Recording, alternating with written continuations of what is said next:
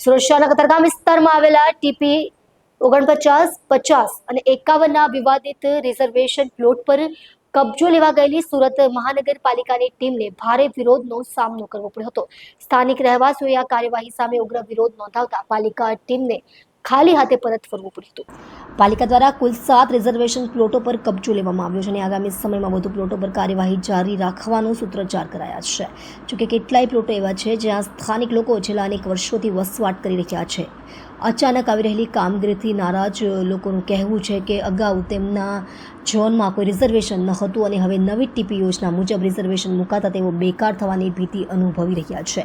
પ્રભાવિત વિસ્તારોમાં આશરે 60,000થી વધુ ઘરો જોખમમાં મુકાતા લોકોએ ન્યાયની માંગ સાથે મનપા કચેરી સુધી મહામૂલી રેલી યોજી। આ વિરોધ પ્રદર્શનમાં મહિલાઓ સહિત હજારોની સંખ્યામાં લોકો જોડાયા હતા। તેઓએ હાથમાં વિવિધ પ્લે કાર્ડ લઈને પાલિકાની કામગીરીની સામે નારાજગી વ્યક્ત કરી હતી। મારું નામ સંજયભાઈ નાનજીભાઈ ડુંગરાણી છે। અમે અર્કના સોસાયટીમાં રહીએ છીએ। લગભગ 1992થી અર્કના સોસાયટી પડેલી છે। તો નાના માણસો મધ્યમ વર્ગના બી માણસો રહે છે। સોસાયટીની જે વાડી છે અત્યાર સુધી કોઈ પ્રોબ્લેમ હતો નહીં કોર્પોરેશનને, અને અત્યારે અમે 2 વર્ષથી આ રિઝર્વેશન નાખી દીધું છે અને વાડીનો કબજો માગે છે।